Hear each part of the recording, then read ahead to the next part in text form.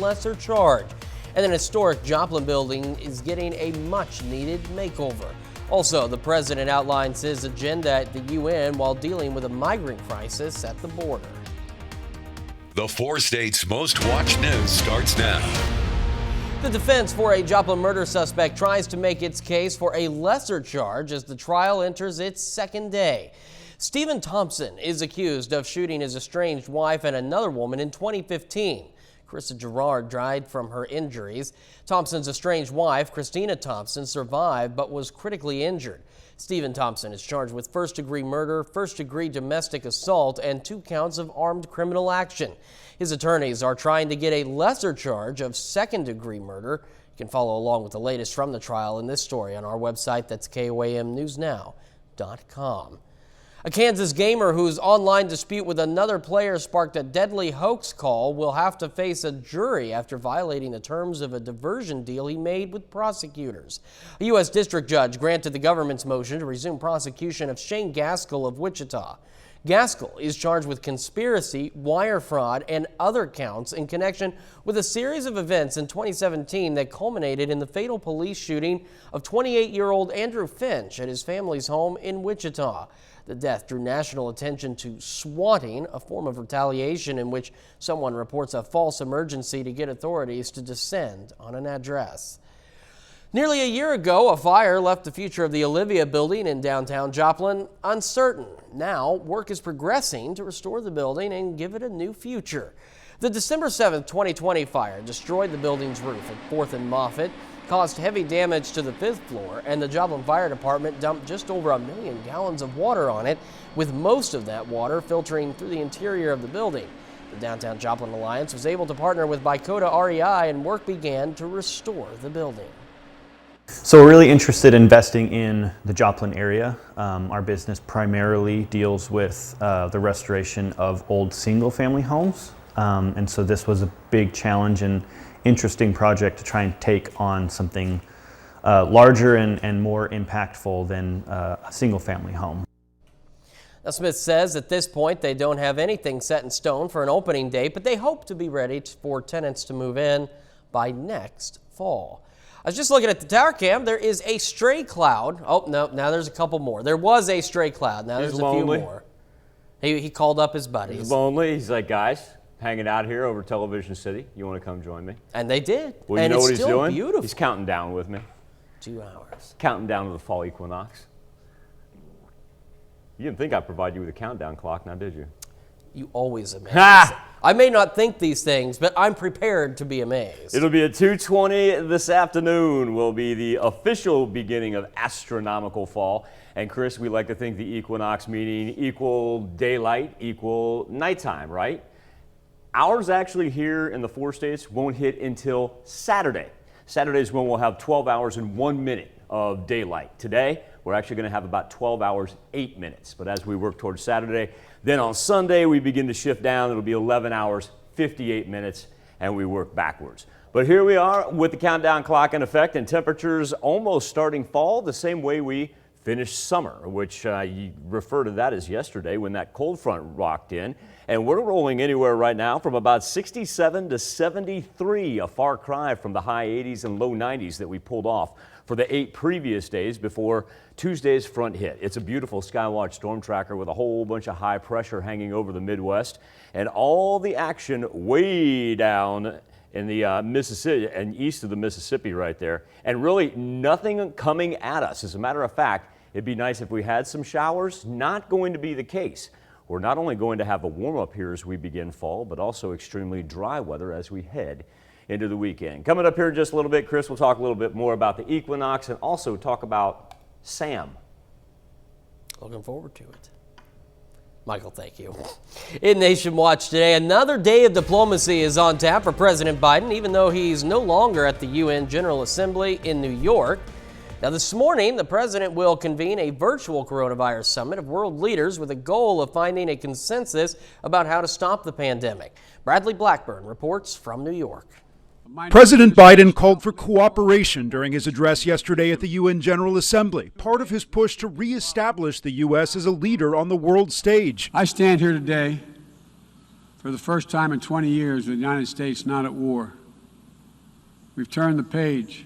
We're opening a new era of relentless diplomacy. As part of that new era, the president urged other wealthy nations to step up in the fight against the coronavirus. We need to act now to get shots in arms as fast as possible and expand access to oxygen, tests, treatments to save lives around the world. After the speech, the president returned to Washington for a sit-down with British Prime Minister Boris Johnson. It's fantastic to see the United States really stepping up and showing a lead, a real lead. Johnson also met with Vice President Kamala Harris on Tuesday. Today, she and the president will host a virtual pandemic summit from the White House. The summit has an ambitious goal to develop a plan to vaccinate at least 70% of the world's population against COVID-19. Bombs and bullets cannot defend against COVID-19 or its future variants.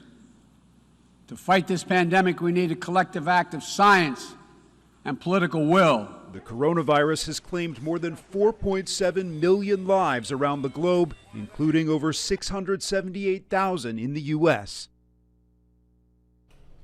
The U.S. and China also made some bold promises in helping to lead the world in combating climate change.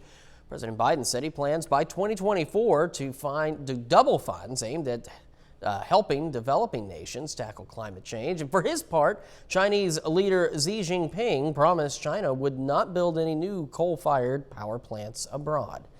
That's a look at today's top stories and weather, all in the first 7 minutes of the KOAM News at noon. Up next, the Biden administration faces a test of just what to do with thousands of Haitian migrants at the Texas border. And later, Howard making apple cobbler shortbread squares in the Mr. Food Test kitchen.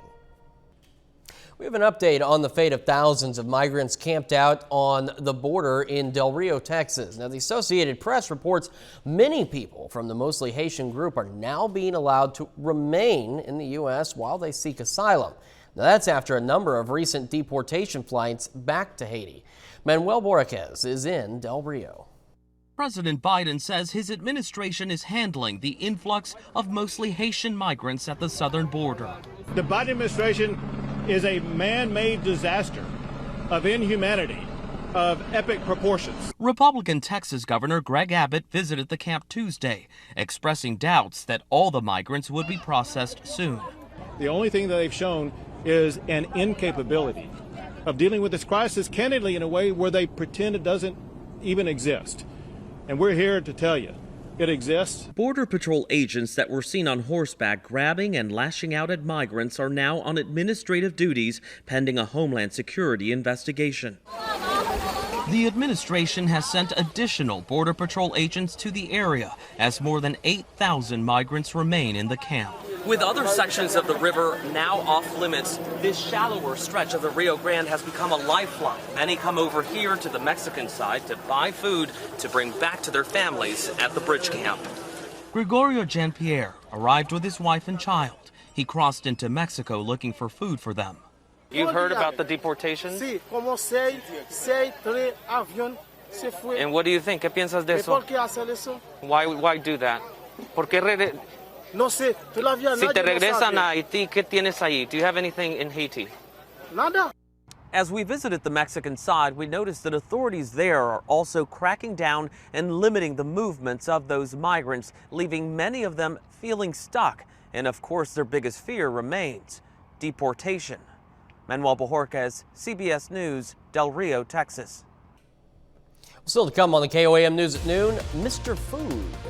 It's apple season, and we're baking up an applicious treat that is worthy of a blue ribbon. But first, Michael Hayslip bringing apples with your complete forecast just ahead. 'Tis indeed our last Equinox of 2021, so forgive me if I'm a little bit excited and I busted out the countdown clock. It will be here at 2:20 this afternoon, and that is Central Time right there, so we're about 2 hours and give or take 7 minutes away. What exactly, though, does the autumn equinox mean? Well, it's the beginning of what we call astronomical fall. Now, we've gotten to the point where we kind of mark our seasons more so by meteorological fall. Say September, October, November, you associate those being fall months. If I, for example, was to throw up December, you kind of associate that with being the winter. Well, astronomically, December is still part of it is still part of the fall. That's why, we differentiate between meteorological, which runs from the first of a month to the last of a month for 3 months. And then we have to wait for the equinox when we officially do astronomical fall. And technically, it's when the sun crosses the celestial equator. It's a made-up line from north to south. And today, the southern hemisphere, of course, they're going to do the exact opposite of us. They're going to enjoy their spring equinox. Now we think of equinox, we know that means equal daylight, equal nighttime, right? Well, our daylight actually not split in half today. We're very, very close to that day. But on today, for September the 22nd, we're going to go 12 hours of daylight and with 8 minutes on top of that. But if you really want to split hairs, wait until Saturday. That's when it's going to be 12 hours, 1 minute of daylight, and then it's equals about 11 hours, 58 minutes, and like 57 seconds when it comes to the portion that we consider nighttime. So there we go. There's our equinox breakdown. It gives me an excuse to break out the logo with the leaves falling as well. Now let's talk about the way that we're going to start fall and how similar it is to the way that we wrapped up summer. Because if you go back and remember the previous 8 days that we had, they were scorchers. We were well above average, which should be around 80 degrees. The lowest we fell during that entire time period was only 85 until we hit yesterday. And what that cold front did was not only usher us in some much needed rain, but also to much cooler temperatures on the backside, thanks in part to a good high pressure system that moved off the Canadian border. So here's where we stand. We're still holding on to temperatures that are almost in the mid 60s right now. If you look at Lamar and Monette sitting at 67. Southeast Kansas, which was actually the coldest this morning, has now warmed up the fastest, all the way into the low 70s. Looks like 73 is our high number in Neodesha and Parsons. Miami and Pittsburgh both at 68. You see the wind arrows coming in, has picked up a little bit. Not as blustery as what it was yesterday. We'll eventually roll about 10 to 15 miles per hour this afternoon, but we'll be able to avoid those 25-mile-an-hour gusts that really made a difference when you stepped outside during the evening hours. Also, too, want to point out, look at where all the moisture is. It's on the eastern side of the Mississippi, almost to the point where when we get to the 7-day forecast, we're going to be wishing that we could have a little rainfall, but no, because what happened is as this thing moved in, brought us nothing but high pressure stretching from the Canadian border all the way down to the Rio Grande. All that low pressure just kind of ushered it off and said, you got to go toward the northeast coast. And so you can tell that layer right there includes cloud cover and includes precipitation, and there is not a drop nor a cloud on it. Thought this was pretty interesting here this morning when I noticed what had happened with the low pressure system. Watch how the cold air dives from Canada, but then as soon as it gets to the Gulf, it's not one of those where it takes a gradual meandering for the trough. This thing almost completes a V shape right there. And that's why they've got a chance for some severe thunderstorm activity ranging from western Ohio into eastern Pennsylvania and just a portion of northern West Virginia as well. Speaking of severe weather, let's make a tropical run. Peter, now well off the coast of Puerto Rico, so that's good news. Actually, no longer a tropical storm, now a tropical depression, as is Rose. But here's the one we're eyeballing right here, just south of Rose, coming off the coast of Africa. Here in the next day, if it takes 2 days, I'm going to be shocked. That's going to be Tropical Storm Sam, and so that will be the next one that we talk about as far as our named Atlantic Basin storms go. So as we get ready to officially call it the beginning of fall this afternoon, I think everybody's going to see some 70s. I don't think we'll see many people hold on to the 60s. But then overnight, get ready once again for that to drop down into the 40s. Woohoo!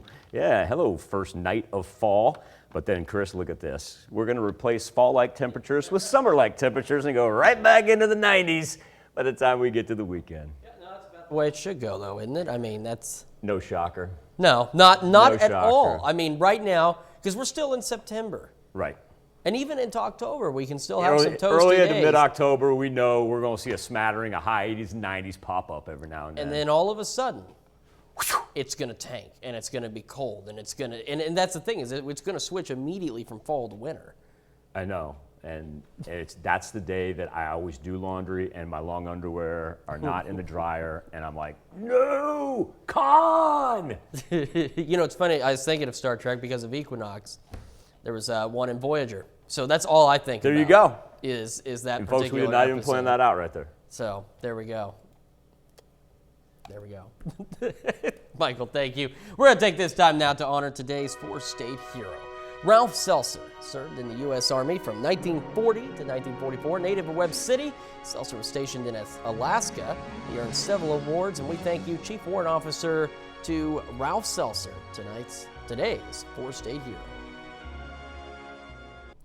Well, hey, sometimes you associate things like chili with fall because it gets chilly. You make chili, right? There's also something else. Fall is also the time for apples.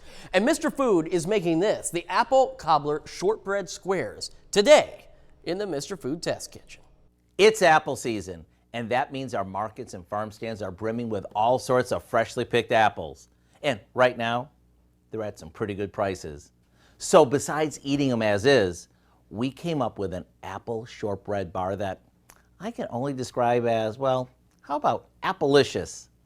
To make the shortbread crust, we beat together some butter, sugar, and a little vanilla. Once it's creamy, we add some flour and a bit of salt. This gets pressed into the bottom of an 8-inch square baking dish, and it gets baked for just a few minutes.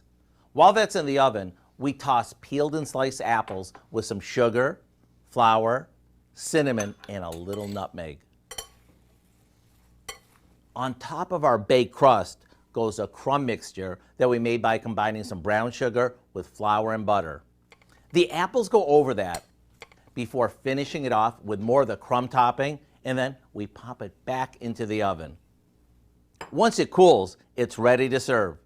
Imagine the combo of the best apple pie and a really decadent apple cobbler served on a shortbread crust. To get the recipe for what we call our apple cobbler shortbread squares, simply visit our website. I'm Howard with Kelly in the Mr. Food Test Kitchen, where today we found a fresh from the orchard way for you to say, ooh, it's so good. Mm-hmm. Doesn't that look so delicious? I think so. And you know what? If you do, which I'm sure you do, you can find the recipe for this and a lot more of the good food from the Mr. Food Test Kitchen online. All you need to do is head over to your favorite browser and type in KOAM newsnow.com. Here's a look at 4 state market prices.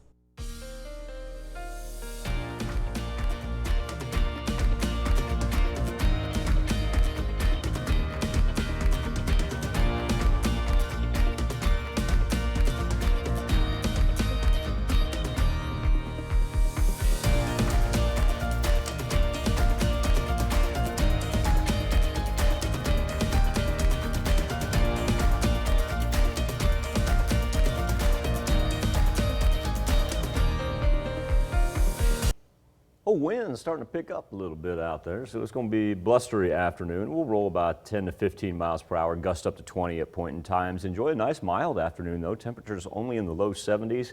We begin a little heat up tomorrow for our first full day of fall, and then by the time we get to the weekend, we're already talking about the 80s and 90s coming back into the picture. Just a brief little break before we get to summer again. Mother Nature's like, I'll let you enjoy this for a couple of days. Teasing us. Exactly. Michael, thank you. Now, quick, join us. What's coming up at 5? Yeah, at 5, the largest study of its kind reveals young people around the world are suffering from anxiety about climate change. Researchers say climate anxiety is a real mental health threat, and they're calling on governments to take action to end it. Plus, Newton County Health Department discusses the need to get vaccinations for the flu as cases appear in the 4 states. And Pitt State partners with Kansas Works to fill vacant positions. Hope you join us for those stories, a whole lot more, of course. It's all coming up today right here on KOAM News at 5. All right, Dal, Michael, thank you. That's our time for now, and we'll see you back here at 5. Have a great afternoon.